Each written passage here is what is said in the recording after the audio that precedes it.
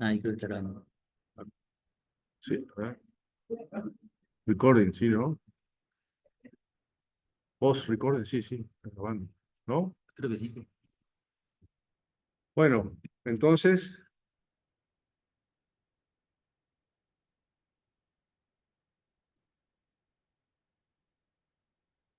entonces, como dijimos, el inmunocompromiso no es unánime y el edema de papila puede no estar en la primera semana, o sea que el edema de papila seguro que no es, ¿está? Bueno, ¿cuáles son las causas de un síndrome focal neurológico en este escenario? En este escenario. Por supuesto, la presencia de una cerebritis o un absceso. ¿Cuál es la diferencia entre una cerebritis y un absceso?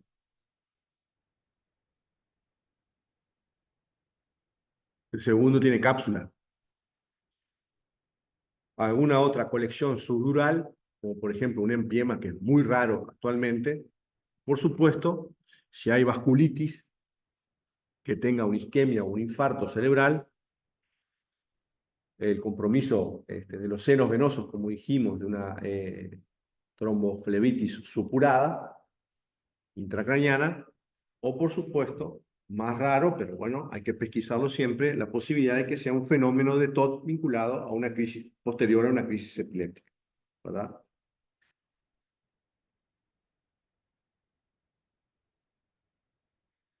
Recuerden que la punción lumbar que hecha en estas condiciones que mencionábamos es muy segura, con una frecuencia muy baja, pero hay que conocer, puede determinar como complicación hematomas subdurales, por justamente eso que dice ahí, ¿verdad? Porque en ocasiones el encéfalo desciende, ¿verdad? Particularmente en pacientes añosos, ni que hablar si estaban anticoagulados previamente, ¿verdad? Y alcoholistas, y por lo tanto se puede generar un sustrato anatómico asociado al cambio de la presión intracraniana para que se desarrollen hematomas subdurales, ya sea supratentoriales o infratentoriales. Son muy raros, pero hay que tenerlo presente porque en el caso de que ocurra la agravación, obviamente se impone una tomografía de cráneo entre urgente y emergente para hacer el diagnóstico. ¿Tá? Es bueno conocer que existe. ¿Tá? Aparte de la herniación por sí, la herniación descendente o la peoría de la herniación de la línea media, cuando existe previamente, y bueno, asumimos algunos riesgos, en casos muy seleccionados, puede pasar este tipo de complicaciones. ¿Tá? Bueno, entonces, cuando hicimos la tomografía, hay algunas cosas que debemos ir particularmente a buscar de forma dirigida, como puede ser la presencia de hidrocefalia, la presencia de edema cerebral, que vemos fundamentalmente por la desaparición la obliteración tanto de los surcos de la convexidad como de las cisternas de la base. Por supuesto, la presencia de isquemia o infarto cerebral y elementos de sospecha, o si la tomografía es con contraste, el diagnóstico de una trombosis venosa cerebral, la trombosis de un seno, por ejemplo, ¿verdad? Además, como ustedes saben, particularmente cuando el agente es neumococo, habrá que atender a las cavidades aéreas, tanto los senos paranasales como las mastoides, ¿verdad? ¿Cuántos mililitros debo sacar? Y en general, lo que se dice es que entre 10 y 15 mililitros es seguro sacar. Tengan presente, y ahí les pongo literatura para que vayan a leer, porque lo van a usar muy frecuentemente, este concepto, que el cefalorraquídeo se produce aproximadamente alrededor de 20 mililitros por hora. ¿Ah? Téngalo presente. Ahí le pongo bibliografía. Porque el manejo del líquido cefalorraquídeo, ya sea por un drenaje lumbar externo o una derivación ventricular externa, con frecuencia lo usamos para el control de la hipertensión intracraniana en diversos escenarios clínicos, fundamentalmente en trauma, pero no exclusivamente en trauma. De forma infrecuente, hay que repetir la punción lumbar, fundamentalmente cuando la evolución no es la esperada, si uno ya tiene el agente reconocido y cumplió por lo menos 48-72 horas de tratamiento. Por tanto, por supuesto, además habrá que considerar si hay que repetir la tomografía con contraste o eventualmente una resonancia magnética, electroencefalograma, etcétera. En verdad, el escenario puede ser más o menos complejo, dependiendo de lo que estemos sospechando, pero en general, una segunda punción antes de las primeras 48-72 horas no tiene indicación, en términos generales, y es a partir del segundo o tercer día, cuando no hay una evolución favorable en el contexto determinado, que puedo plantear repetirlo. No necesariamente tengo que repetirla de forma sistemática, sino cuando la evolución no es la que uno espera. Aparte de otra valoración multimodal que debo hacer, ¿no? Tengan presente que si es esa la decisión que han tomado, obviamente es esperable que tanto el gramo como el cultivo puedan ser negativos. Y si no lo hice antes, de pronto puedo recurrir a otras técnicas diagnósticas, por ejemplo, biología molecular, ¿verdad? Como hoy están ampliamente disponibles en el Uruguay. Como dijimos, este es el líquido cefalorraquídeo normal, y estos son, en general, los cambios que se observan en términos generales, ¿verdad? Cuando una meningitis bacteriana en un porcentaje para nada despreciable, 30-40% de las veces la presión de apertura está elevada, ¿verdad? O sea que la presión de apertura debemos medirla de forma sistemática en los enfermos, ¿verdad? No solo algunos sospechan de leucoposis benigna, que clásicamente cursan por hipertensión intracraniana, sino que en todos los casos, diría yo, cuanto más grave el enfermo, tiene mayor importancia aún, ¿verdad? La presión de apertura en centímetros de agua, y los convierto a milímetros de mercurio. Y fíjense que, obviamente, el color va a ser turbio. Ahora vamos a ver por qué se produce la turbidez. La glucosa puede estar, en general, se considera que orienta a esta etiología porque el consumo de glucosa está elevado, o sea que la glucosa es por debajo de 40, 35, ¿no? Y las proteínas están elevadas, el lactato general está elevado, ¿verdad? Y ahí ven las sucesivas cambios que pueden ocurrir, que vamos a ir viendo ahora uno por uno. ¿Está? Entonces, cuando el líquido está turbio, en general lo que ocurre es que hay por lo menos 200 leucocitos por milímetro cúbico. Ese es uno de los principales determinantes en general, la predominio de neutrófilos en este escenario, ¿no? De la turbidez del líquido. Fíjense que las meningitis bacterianas, como dice ahí, ¿no? En general se asocian con recuentos mayores a 1000 células por milímetro cúbico, ¿verdad?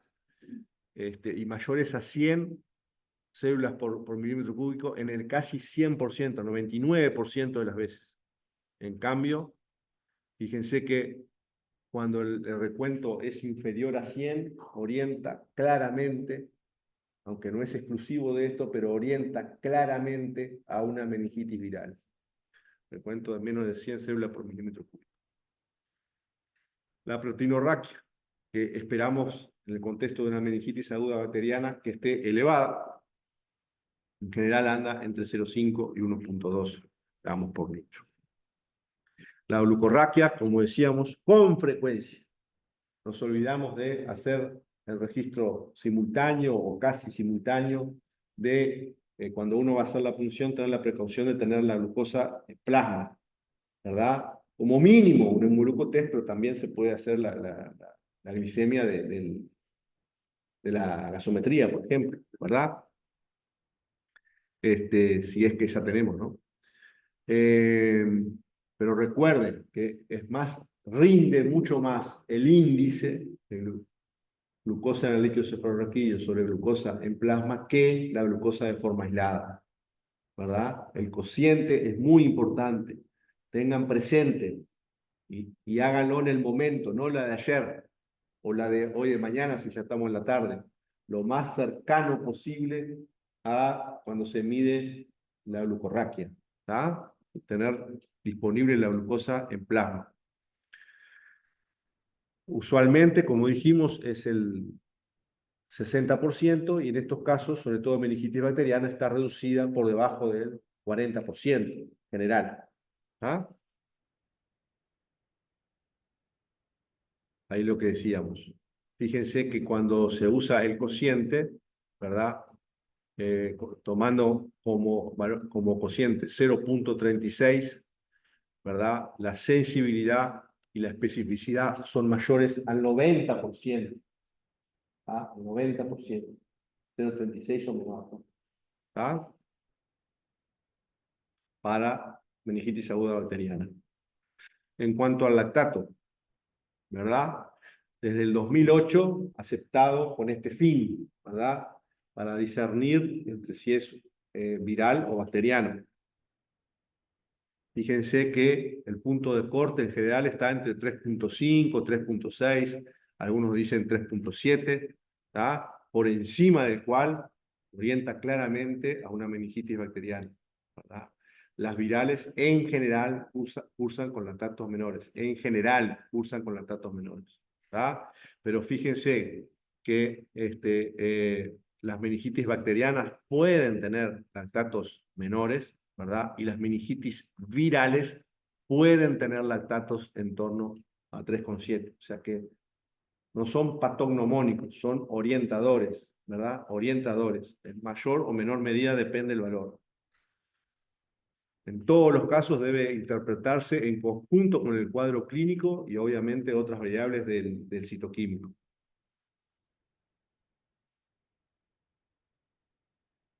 Ahí están, ¿verdad? De acuerdo, si uno toma 3,8 como valor discriminatorio, fíjense que la sensibilidad es del 94% y el valor predictivo positivo, ¿verdad? Muy cercano a 1.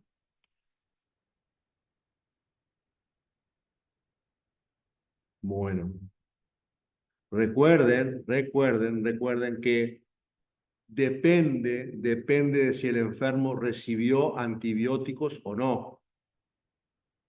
Fíjense que si el paciente recibió antibióticos, la sensibilidad que mencionábamos puede caer a menos del 50%. ¿Tá? Muy importante recordar eso. ¿Tá? Respecto al análisis citológico, ¿qué destacamos aquí? Destacamos básicamente que la meningitis viral usualmente se asocia al predominio de linfocitos, ¿verdad? Sin embargo, fíjense que hay etiologías de meningitis virales, ¿verdad? Que pueden tener un predominio de polimorfonucleares. Por lo tanto, los cambios que hemos analizado, ninguno son patognomónicos, pero sí muy orientadores, ¿tá? Fíjense qué interesante este dato que en general genera discusión entre los médicos.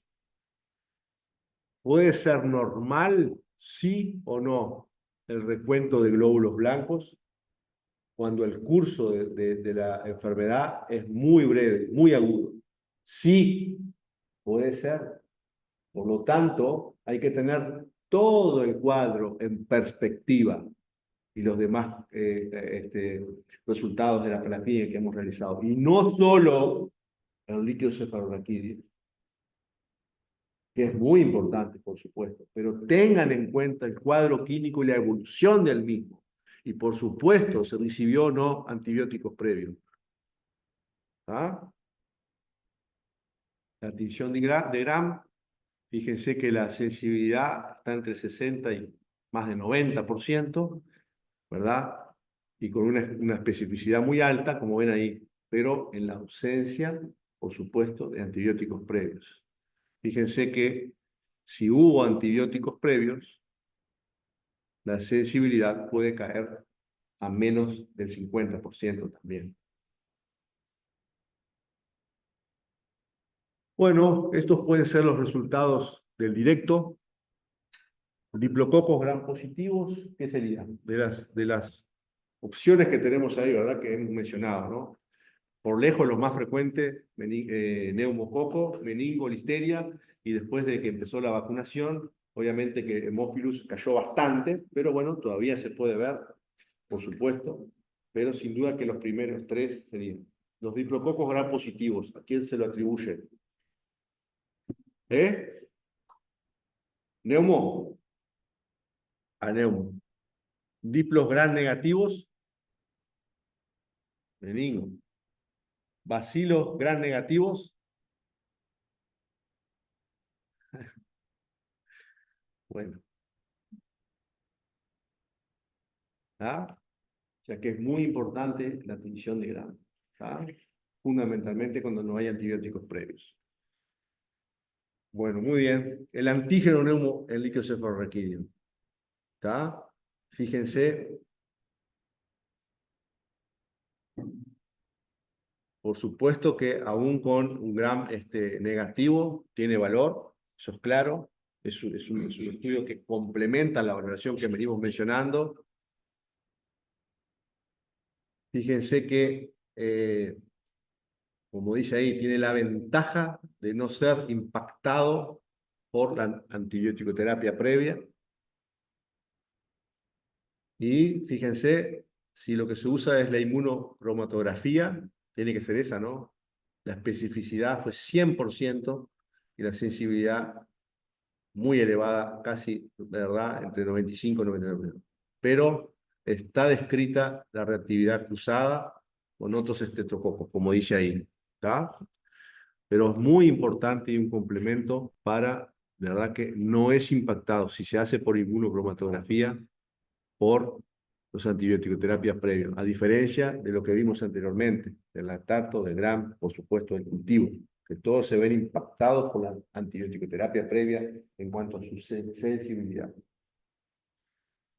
La importancia entonces, el cultivo, no solo que confirma el diagnóstico, sino que además, obviamente, identifica al agente y, por supuesto, se puede estudiar la susceptibilidad antibiótica, que es un hecho cardinal para la vigilancia epidemiológica de cualquier país, ¿verdad? Contar con la ecología bacteriana de cada país, de cada región, de cada ciudad, ¿verdad? Saber que Uruguay es muy chico, entonces se conoce, digamos, nos comportamos bastante de forma casi uniforme, ¿no? Pero bueno, hay diferentes escenarios. Por supuesto que si el paciente, repetimos una vez más, recibió antibiótico terapia previa, la sensibilidad, ¿verdad? La chance de que sea negativo es mucho mayor y aunque no es algo que eh, digamos, manejemos nosotros, saber que la MIC para ceftriaxona o cefotaxime en general, usamos ceftriaxona, puede no ser la misma para determinada bacteria, por lo cual siempre habría que hacer las dos, ¿verdad? Bueno, como dijimos, es el gol estándar para el diagnóstico. Fíjense que hace diagnóstico en un 70 a más de 80% de los casos de meningitis bacteriana. Y fíjense que a las 2 horas de administrado el antibiótico puede que no cultive un meningo o a las 4 horas de iniciar de la antibiótico terapia para neumococo, ¿verdad? Por eso la importancia que se solicita para hacer la punción lo más precozmente posible. Lo más precozmente posible. Incluso aunque se hayan dado antibióticos, siempre lo más precozmente posible. Y conocer estos valores. Fíjense que en las primeras 2 horas de administrar un antibiótico, ¿verdad? para si meningo es sensible, que en general lo es, o 4 horas para anemia. O sea que son plazos realmente cortos, ¿verdad? Bueno, en cuanto al PCR, que hoy está disponible en prácticamente todo el Uruguay, ¿verdad? Tiene particular sensibilidad, sobre todo, ¿verdad? Cuando el cultivo todavía no está o es negativo. Puede ser que por esta técnica sea positivo, ¿verdad? Sea positivo. Fíjense que la sensibilidad para los microorganismos que estuvimos hablando, en general, ronda entre el 87 y el 100% y la especificidad muy elevada, muy elevada. ¿Ah? No es para todos los gérmenes de forma uniforme, no los quise complicar, pero en general es una técnica que rinde muy bien para meningitis bacteriana. Ese es el concepto que hay que tener, ¿tá? Pero puede haber excepciones, capaz que lo vemos en la discusión después. Fíjense que puede detectar patógenos hasta 7 a 9 días después de iniciados los antibióticos. Es una gran diferencia con las técnicas que mencionamos anteriormente. ¿Ah?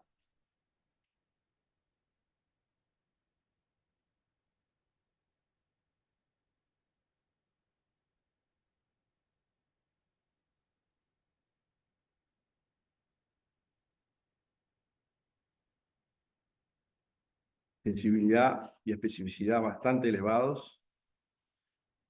A ver qué ver.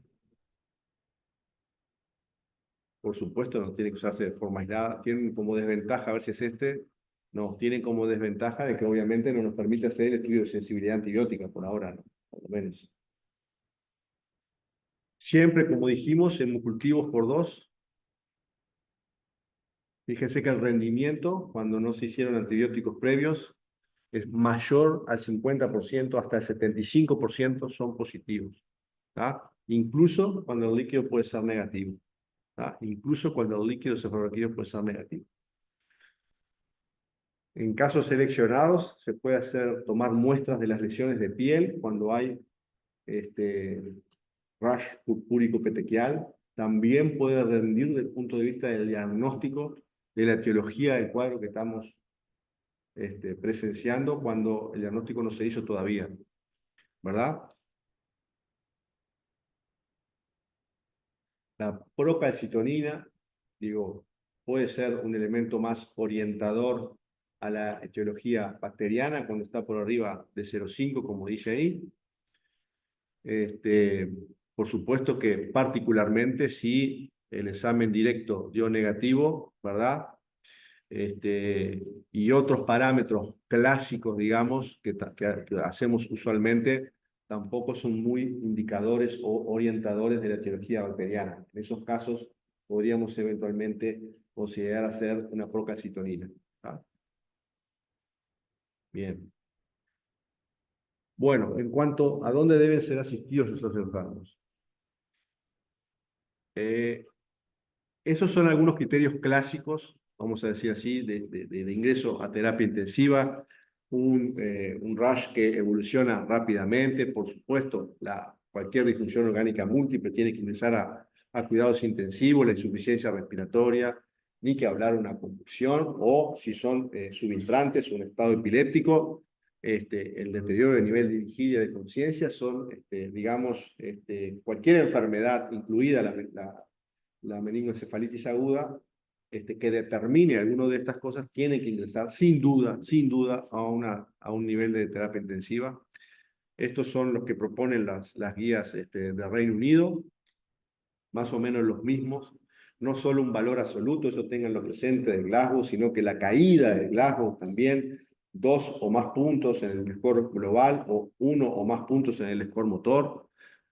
Por supuesto, son criterios clásicos y muy reconocidos para ingreso a terapia intensiva. Sin embargo, lo que quiero que se lleven de esta actividad muy teórica es que la evaluación por el equipo de terapia intensiva La experiencia muchas veces va a encontrar pacientes que de pronto tienen una enfermedad que no tiene tan claros los criterios de ingreso, que aún así amerita ingreso mínimo a un área vigilada, ¿verdad? Que en Uruguay le decimos intermedio o cuidados intensivos, ¿verdad?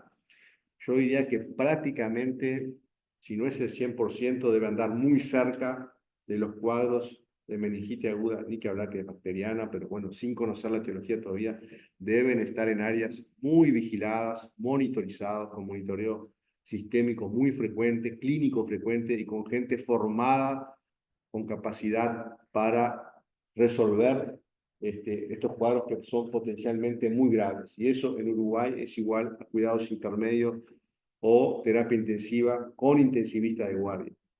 Con intensivista de guardia. Hasta no tener, digamos, bien conocido, digamos, o medida el potencial evolutivo de ese paciente en particular, lo más seguro para el enfermo es un cuidado intermedio o terapia intensiva, como es, a cargo de un médico intensivista. O de lo contrario, si por alguna razón no puede ingresar en algún momento, en contacto estrecho con un médico intensivista que esté al tanto de la situación. El paciente con meningococo, que es general, lo que nosotros vemos son adolescentes, mayor de 15 años o mayores, o sea, gente muy joven, con cuadros realmente, potencialmente muy graves y en pocas horas. Deténganse específicamente, más allá de los niveles de presión arterial, por supuesto, en los niveles de lactato, por supuesto, en los niveles de lactato. Con frecuencia, el paciente joven es un paciente hipotenso, ¿verdad? Eso, bueno, puede jugarle en contra, digamos, o a favor, depende, ¿no? Depende de quién lo vaya a ver, pero bueno, tengan presente que el paciente de pronto puede no estar muy lejos de su presión habitual, pero sin embargo puede tener elementos de disoxia tisular, de hipoperfusión periférica. Deténganse en el examen de piel y mucosa. Deténganse en los elementos de shock clásicos, conocidos, pero hay que hacerlo, ¿verdad? ¿Verdad? Relleno capilar, frialdad periférica, ¿verdad? Bien. Las guías alemanas del 2023 incluso proponen que si el enfermo está muy grave o deterioro severo, lo ideal es que ingrese a cuidados neurocríticos si se dispone de una unidad neurocrítica, ¿verdad? Si se dispone de una unidad neurocrítica. Cuanto más grave el enfermo, mayor el neurodeterioro, digamos, lo deseable sería que ingrese a una unidad de neurocríticos si es posible.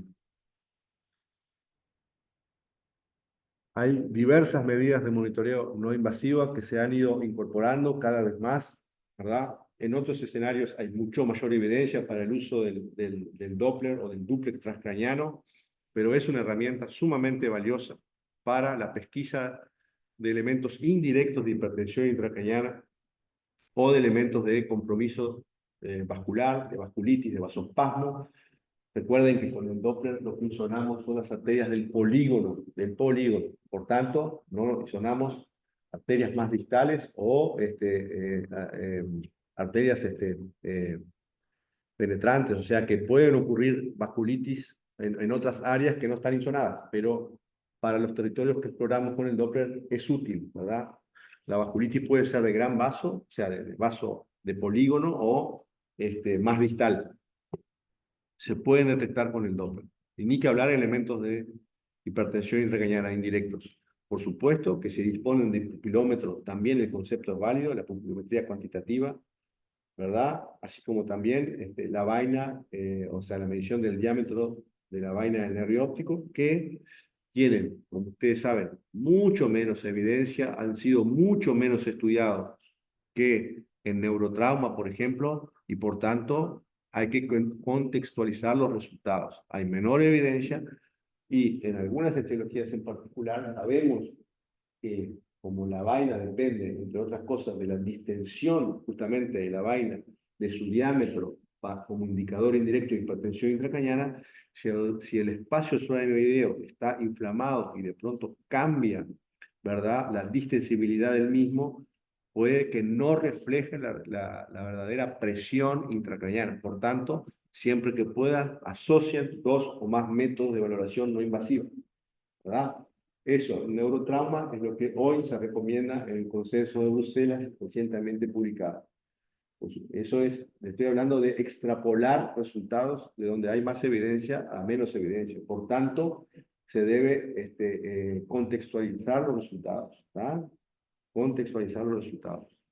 Pero pueden ser elementos que sugieren, que planteen la necesidad de determinados estudios, sobre todo cuando el paciente no tiene la evolución que uno espera o se agrava, ¿verdad? Y uno espera otra cosa. En cuanto a la oportunidad de inicio de los antibióticos, era lo que decíamos. Ahí fíjense, antes del ingreso hospitalario, en algunas situaciones podríamos considerar utilizarlo, cosa que hasta lo que yo sé no está protocolizada en nuestro país. Capaz que en algunas áreas está, en algunos lugares no están, o algunos lo hacen, pero que yo sepa, desde el punto de vista como guía nacional, no lo conozco personalmente. Puedo estar equivocado.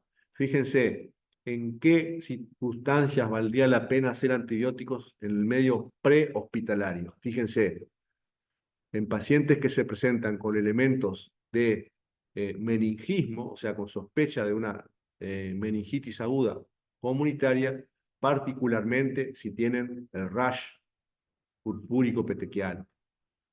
Por supuesto, en los pacientes que se presentan con elementos que planteen una sepsis o shock séptico. Por supuesto, en los pacientes en los cuales la llegada del paciente al medio hospitalario se va a demorar más de 1 hora por diferentes razones. En aquellos casos que decidimos usar antibióticos, creo que en nuestro país lo que haríamos sería ceftriaxona 2 gramos intravenoso. Si el paciente es un conocido alérgico, no usar antibióticos y en ningún caso, retrasar el traslado del enfermo porque le estoy buscando una vía, le estoy buscando esto, no sé qué, no sé qué, tráeme de donde, no sé de dónde el antibiótico, ¿está? En ningún caso retrasar el traslado rápido, oportuno, ágil y coordinado de un enfermo como estos. ¿Está bien? Pero sería muy interesante y creo que contribuiría a tratar de mejorar los resultados si lográramos, en casos seleccionados como estos que están mencionados por las guías del Reino Unido del 2016, la antibiótica. Quizá individualmente alguien con conocimiento lo hace, dispone y lo hace, pero digo, con una visión más sistemática, más nacional.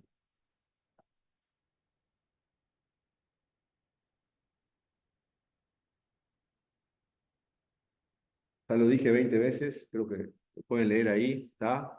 Se puede hacer una tomografía si tiene indicación, pero no retrasar el inicio de la antibiótico-terapia cuando tengo la sospecha. Lo ideal, al igual que el plan para hacer una punción lumbar, es hacer la antibiótico-terapia precoz. ¿Está bien? En cualquier caso, idealmente antes de la 3.ª o de la 4.ª hora, siempre que sea posible. Cuando no pude en la primera, antes de la 3.ª o de la 4.ª hora, de acuerdo a lo que hemos visto hasta ahora. ¿Ah?